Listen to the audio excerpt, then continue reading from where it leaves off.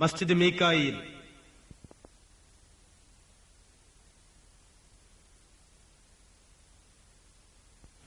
ഒരു ചരിത്രപ്രസിദ്ധമായ പള്ളിയാണിത്. ബഹുമാനപ്പെട്ട സദഖത്തുല്ലാഹിൽ ഖാഹിരി റളിയല്ലാഹു അൻഹു പള്ളിയിൽ ദർസു നടത്തിക്കൊണ്ടിരിക്കുകയായിരുന്നു. അപ്പോഴാണ് ശുഭവസ്ത്രധാരിയും സുമുഖനുമായ ഒരു യുവാവ് മജ്ലിസിലേക്ക് കയറി വന്നത്. അദ്ദേഹം ഷെയ്ഖുമായി പലതും സംസാരിച്ച് തിരിച്ചുപോയി. ഇയാൾ ആരായിരുന്നുവെന്ന് വിദ്യാർത്ഥികൾ ഉസ്താദിനോട് ചോദിച്ചു. അത് മീക്കായിൽ അലൈഹിസ്സലാം ആയിരുന്നു. ഞാൻ മഴ ആവശ്യപ്പെട്ടിട്ടുണ്ട്, ഉടനെ അത് പ്രതീക്ഷിക്കാം, ഷെയ്ഖ് മറുപടി പറഞ്ഞു. മീക്കായിലിനെ കാണാൻ കുട്ടികൾ പുറത്തിറങ്ങി ഓടിയെങ്കിലും അവർ നിരാശരായി മടങ്ങി. നിമിഷങ്ങൾക്കകം മഴ വർഷിക്കാനും തുടങ്ങി.